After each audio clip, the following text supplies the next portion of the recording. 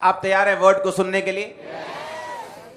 मैंने अपनी personal life में ये नोटिस किया है, जब भी आप छुटकारे की प्रेयर करते हैं कि परमेश्वर मुझे इस लेवल से छुटकारा चाहिए, मुझे इस चीज से छुटकारा चाहिए, मुझे फाइनेंशियल ट्रबल से छुटकारा चाहिए, मुझे कर्जे से छुटकारा चाहिए, मुझे इस बीमारी से छुटकारा चाहिए, मुझे अपने फैमिली मेंबर को मसीह में देखना है, इसके जीवन से, शैतान से मुझे छुटकारा चाहिए।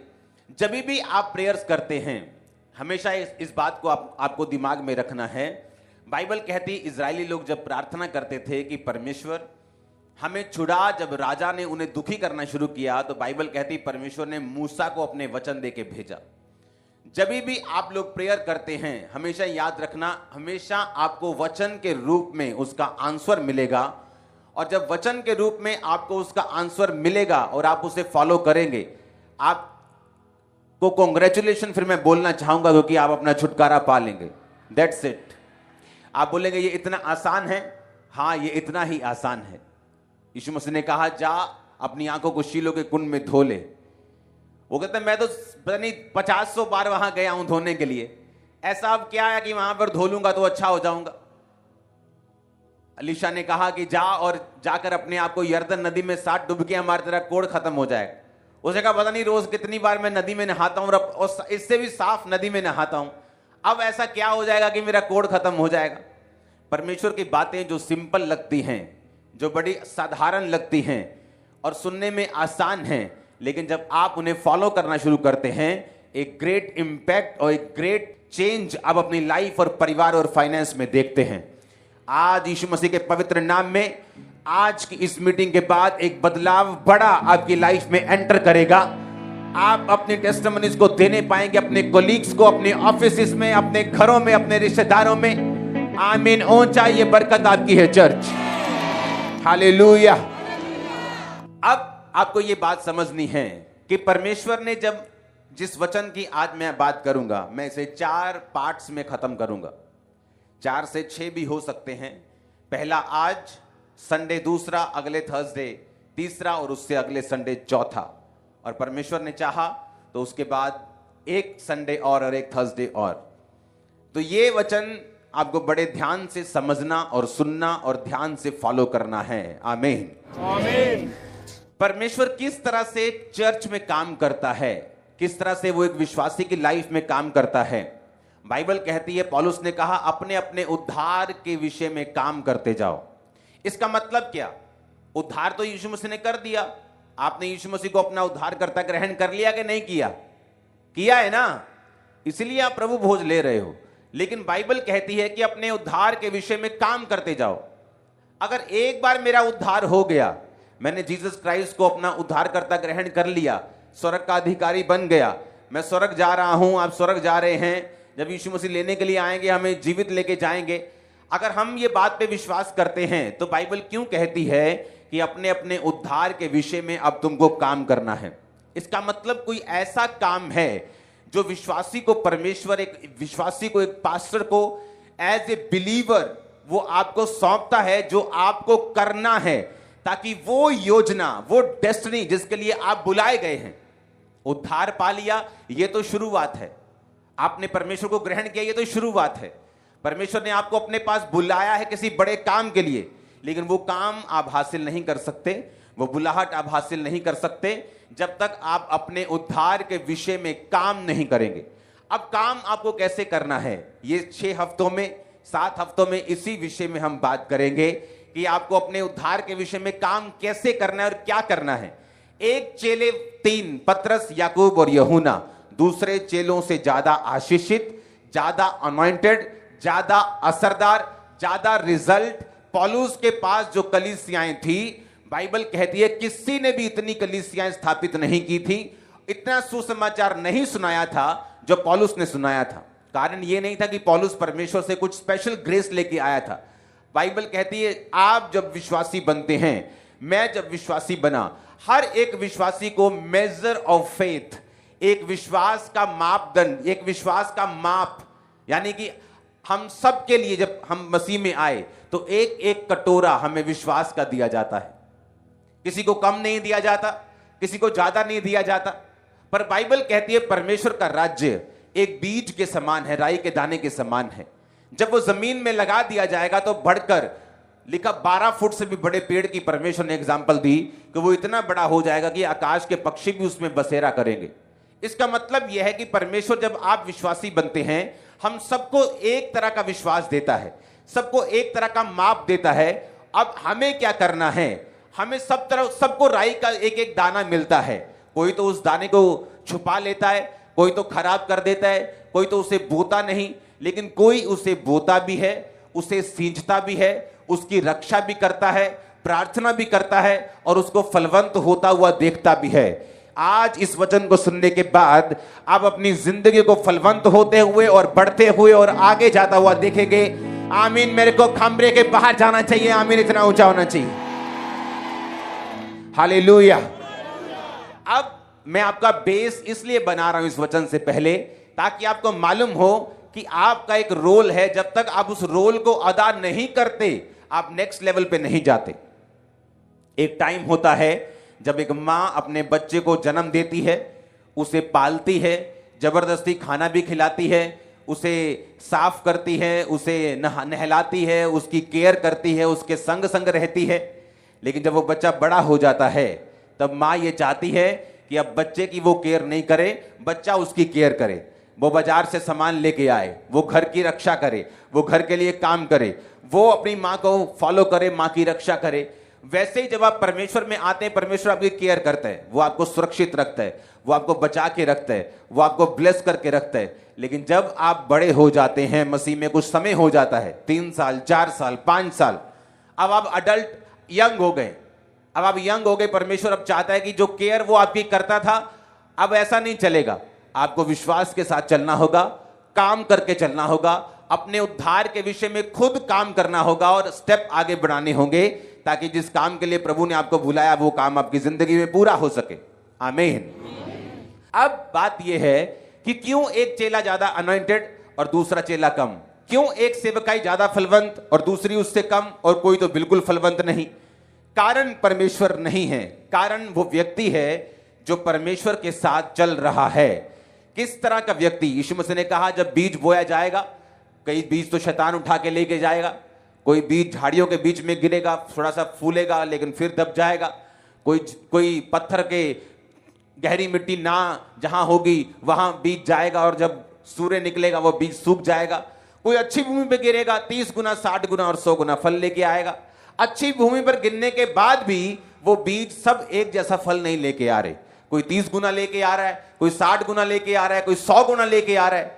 अब ये मुझ पे आप पे निर्भर करता है कि हम परमेश्वर के वचन को कितना सीरियसली लेते हैं और अपनी जिंदगी में कैसा फल हम चाहते हैं। अब मैं वचन को शुरू करता हूं, प्रेरितों के काम 1 उसकी 20 से 22 आयत। ये उस समय की बात है जब यहूदा इस्करियोती ने यीशु मसीह को पकड़वा दिया चांदी के 30 सिक्कों में। उसे पता क्या लगता था? जो ज्यादा चालाक होते हैं कई बार मारे जाते हैं। उसे लगता था कि यीशु मसीह का कोई कसूर ये साबित नहीं कर पाएंगे। यीशु मसीह के पास पावर है लंगड़ों को चलाने की। मैंने खुद देखा यीशु मसीह के पास पावर है अंधों को दिखाने की। जब यीशु मसीह को पकड़ने के लिए आएंगे, ये अंधे हो जाएंगे तो मुझे पैसा मिल जाएगा। वो लालची था, तो उसने सोचा कि यीशु मसीह का पता ही देना है कि वो वहां बैठे है, इसमें क्या प्रॉब्लम है, वो जीवित परमेश्वर अपने आप को खुद बचा लेगा, मेरा फायदा हो जाएगा। लेकिन उसे मालूम नहीं था कि वो एक शैतानी प्लान का हिस्सा बन रहा है, क्योंकि जीसस क्राइस्ट ने कहा था धन्य है, अगर धन्य होता, भला होता कि वो मनुष्य पैदा ही ना होता, क्योंकि जिसने मुझे पकड़वाया है उसका पाप बड़ा है। और जब वो पकड़वाया गया तो जब उसने देखा कि यीशु मसीह ने अपने आप को छुड़ाया नहीं, क्योंकि उसे मालूम नहीं था कि ये परमेश्वर का प्लान है कि वो 3 दिन अपने आप को नहीं छुड़वाएगा, मारा जाएगा, गाड़ा जाएगा, तीसरे दिन मुर्दों में से जी उठेगा। उसे ये मालूम नहीं था। जब यीशु मसीह पकड़वाए गए, उसने जाकर अपने आप को फांसी दी और वो मर गया।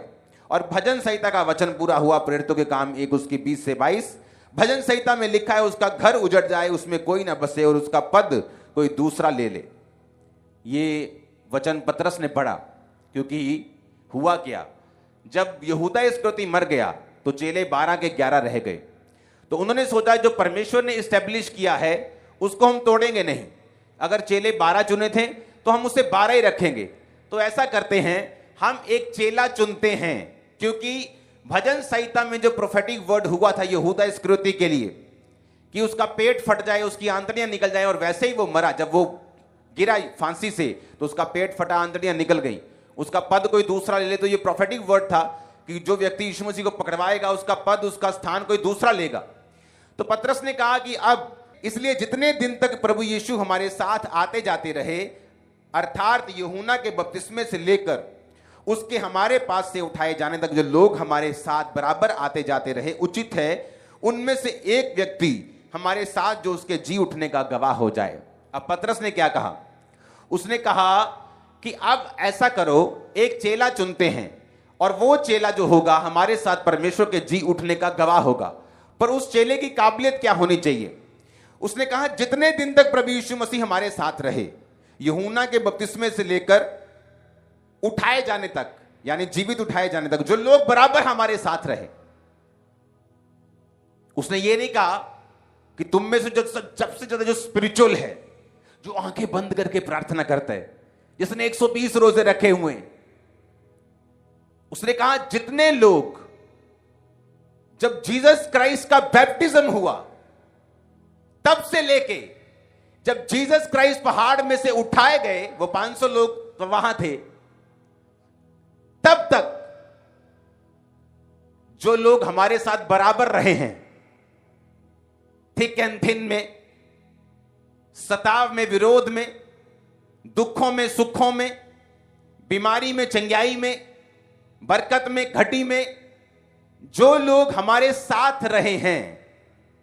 जब जीसस क्राइस्ट ने कहा था कि मेरा बदन खाओगे, मेरा लहू पियोगे तो जीवित रहोगे, बहुत से चले वापिस चले गए। कहते इसे कौन सुन सकता है? यानी वो चेले उसमें नहीं थे जो वापिस चले गए। उसने कहा जो जीसस क्राइस्ट ने जो कहा लोगों ने बिना ठोकर के माना, उसमें से एक चेला मुझे चाहिए जो इसकी जगह ले सके, यहूदा इस्करियोती की। अब बाइबल कहती है वो लोग सामने आए जो लोग शुरू से लेके एंड तक उनके साथ रहे थे।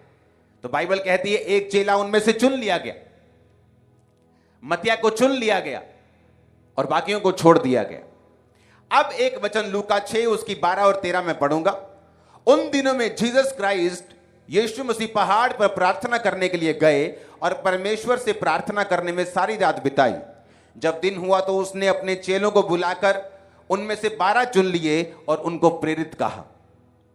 मैं आपको बताना चाहता हूं परमेश्वर कैसे काम करता है।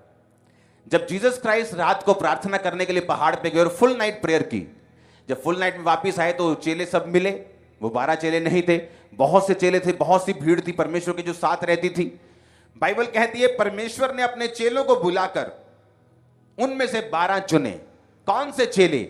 जो हर टाइम परमेश्वर के साथ रहते थे। वो सारे परमेश्वर ने नहीं चुने, उनमें से भी 12 जो थे वो परमेश्वर ने चुने।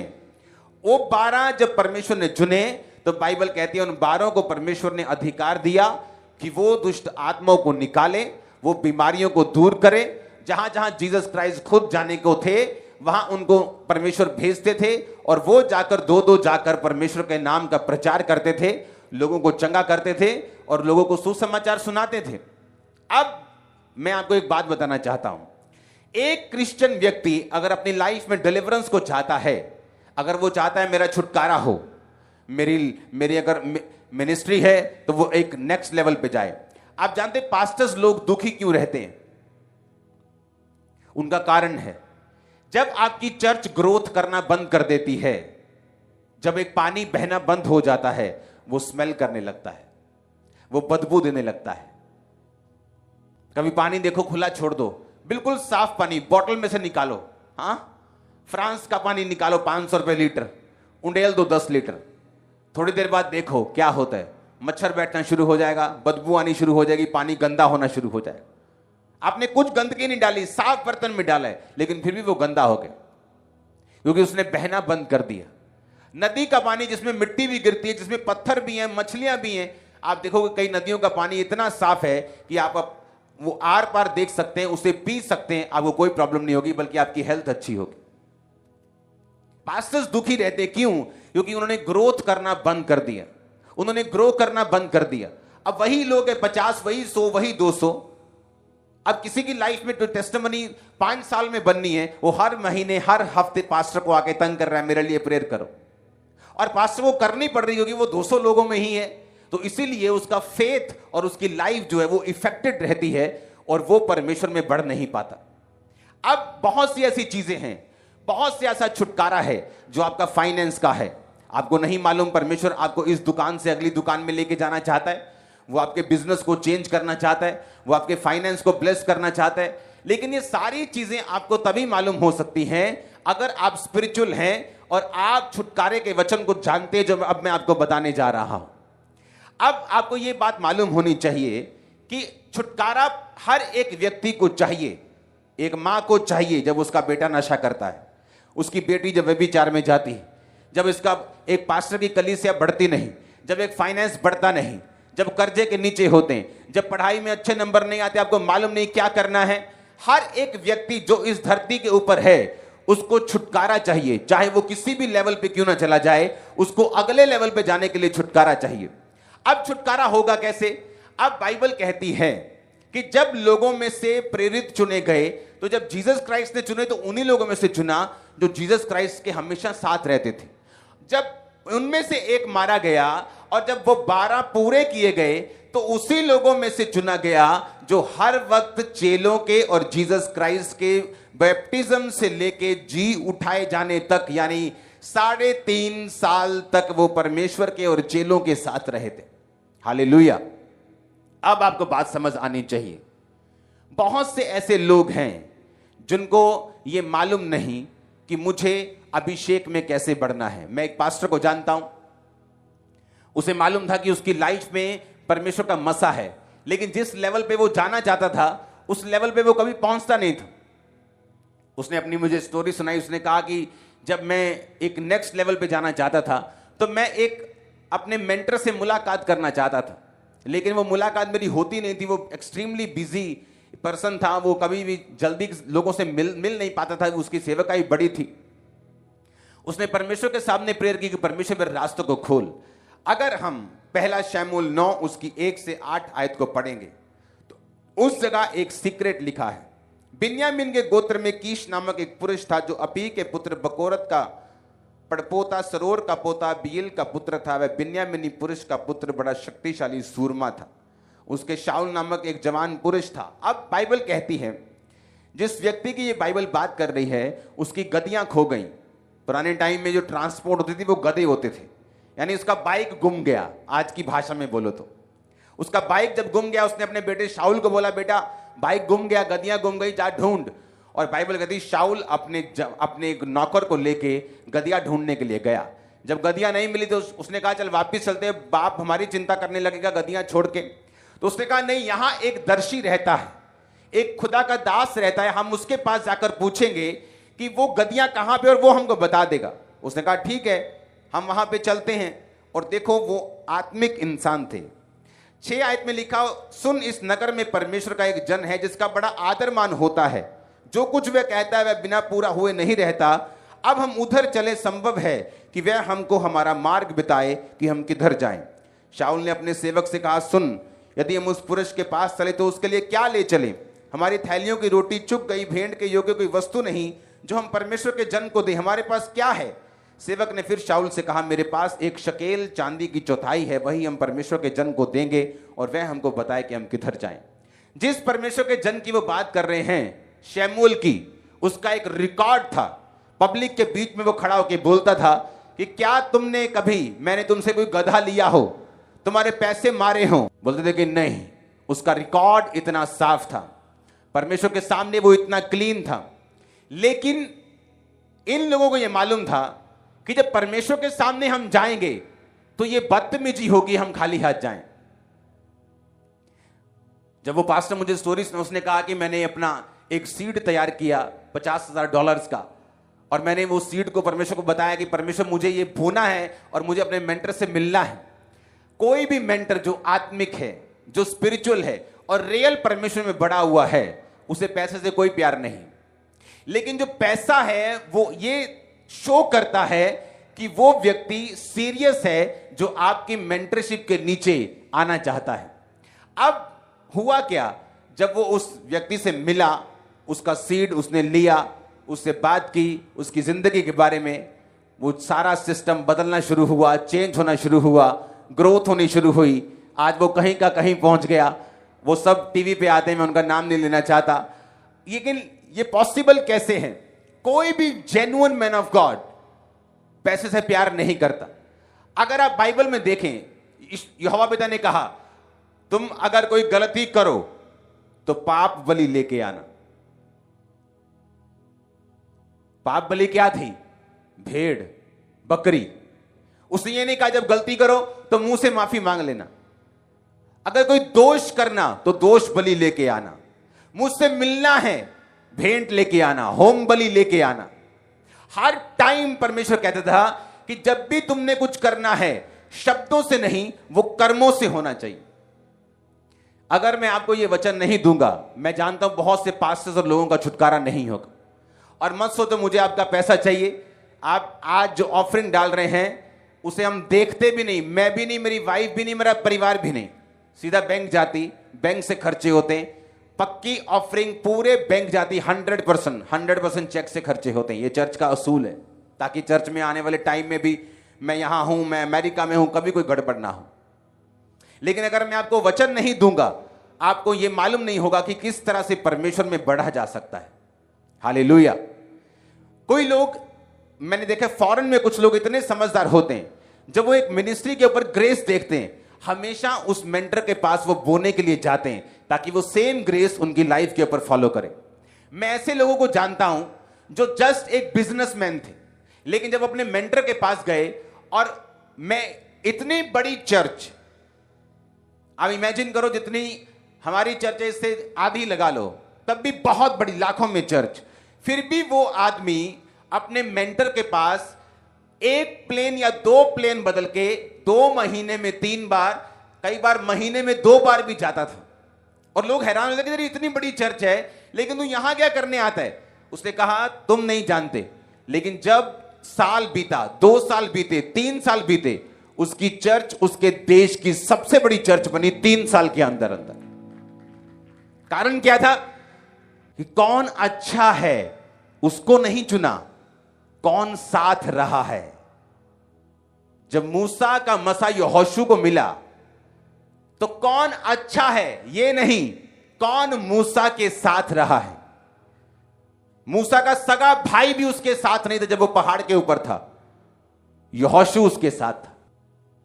आज लोगों को लगता है कि बस मसा मतलब कि किसी मैन ऑफ गॉड के पास जाएंगे, बोले पापा जी रखिए हाथ मेरे पे, उसमें हाथ रखाएंगे, मसा ट्रांसफर। ऐसा कभी नहीं होता, ये नॉन बिब्लिकल है।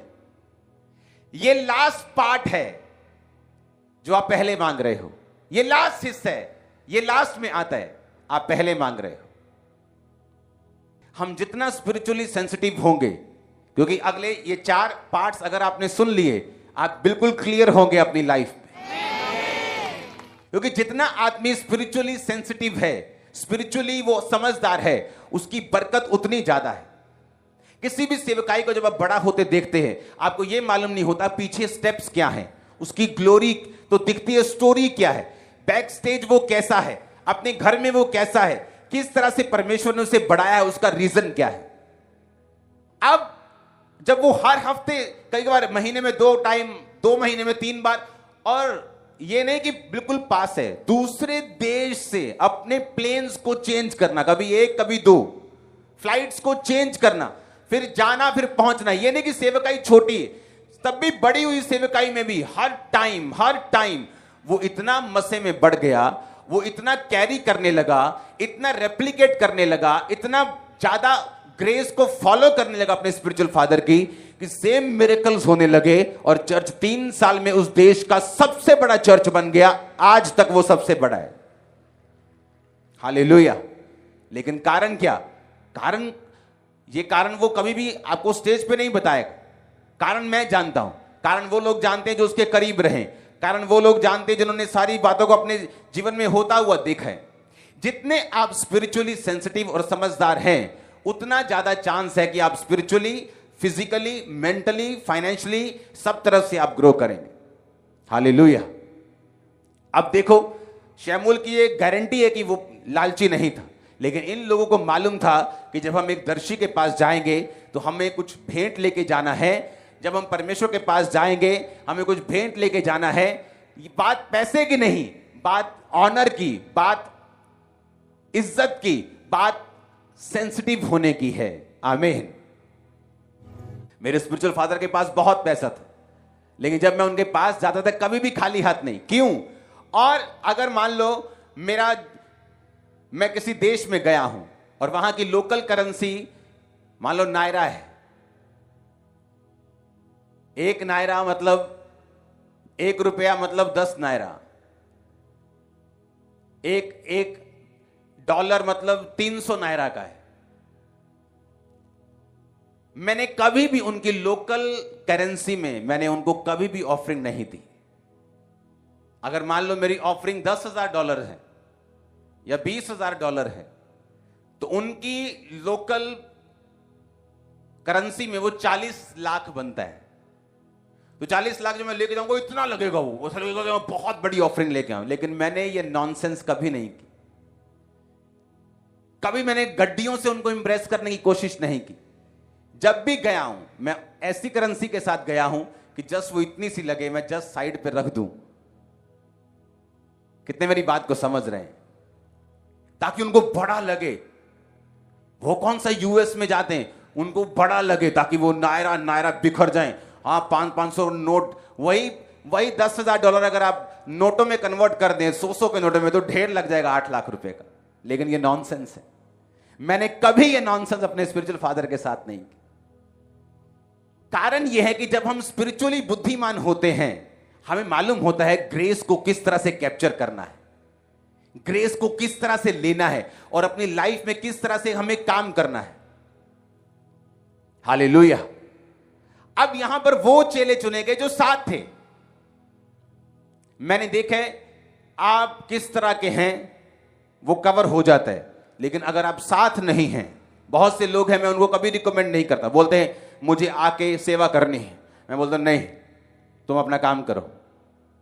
वो बोलते हैं अच्छा, शायद खुदा ने कहा है। वो खुदा ने नहीं कहा, क्योंकि ये ऐसा बड़ा डिसीजन होता है जिसमें मैं ये एक्सपेक्ट करता हूं कि तुम कहो नहीं, मुझे काम नहीं करना, मुझे सेवा करनी है।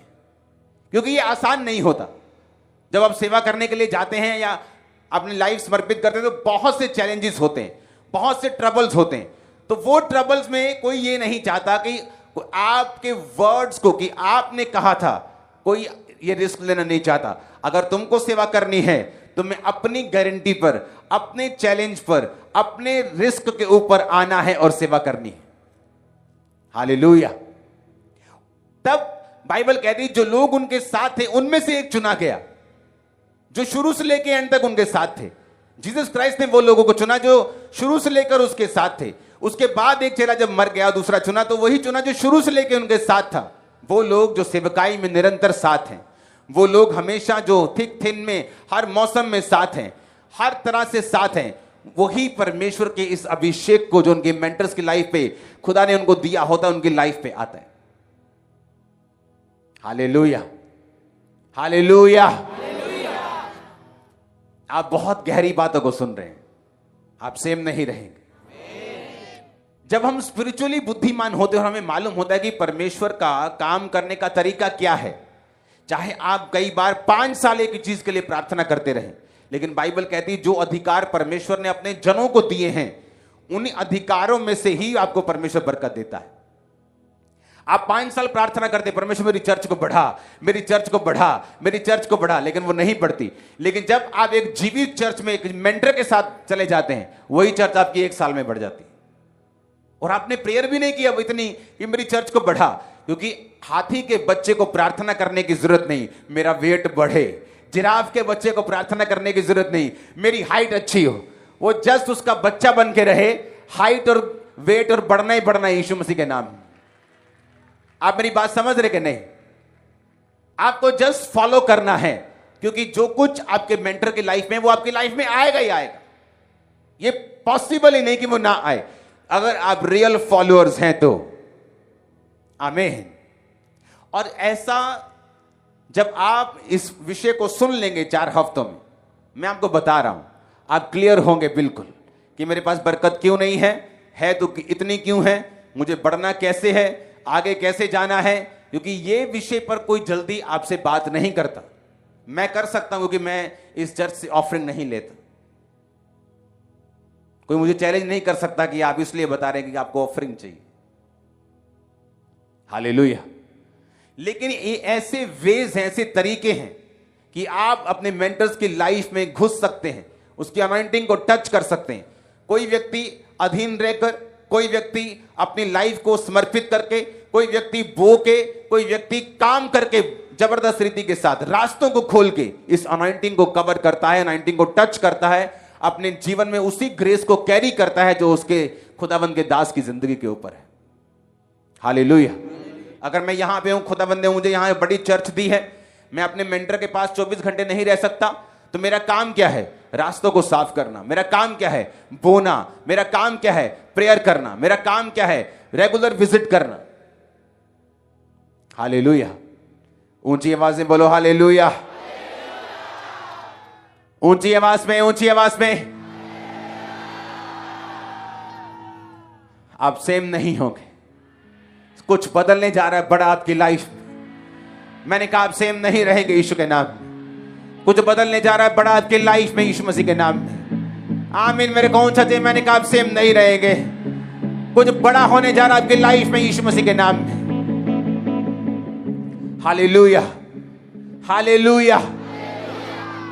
इसीलिए आप कुछ क्रिश्चियन लोगों की लाइफ देखते हैं, चर्च में जाने के बावजूद भी उनकी लाइफ उस तरह की ग्रोथ नहीं करती जिस तरह की ग्रोथ होनी चाहिए, क्योंकि ये आपके हाथ में है। ये परमेश्वर के हाथ में नहीं, ये आपके हाथ में है।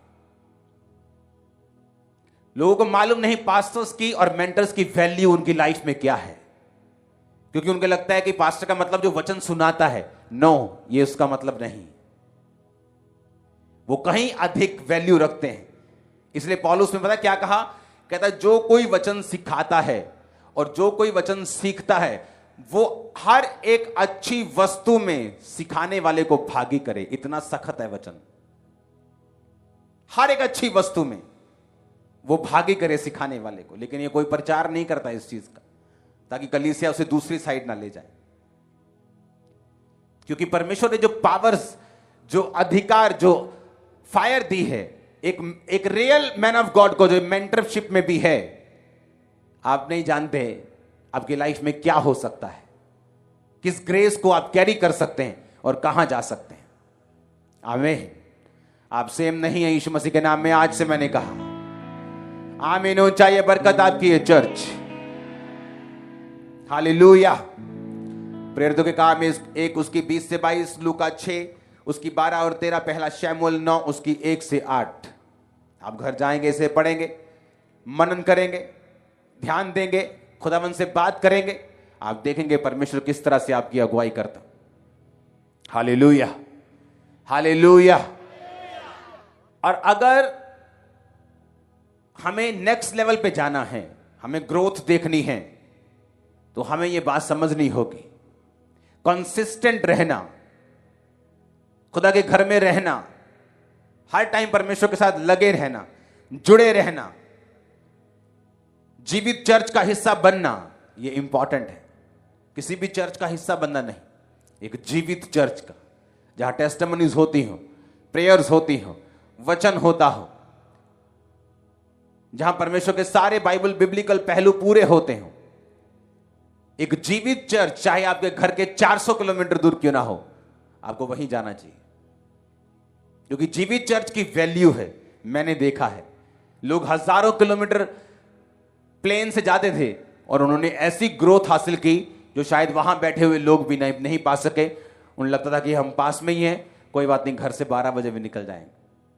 लेकिन जो दूर से आता था वो एक दिन पहले उधर पहुंचता था तो चर्च में सबसे पहले एंटर करता था।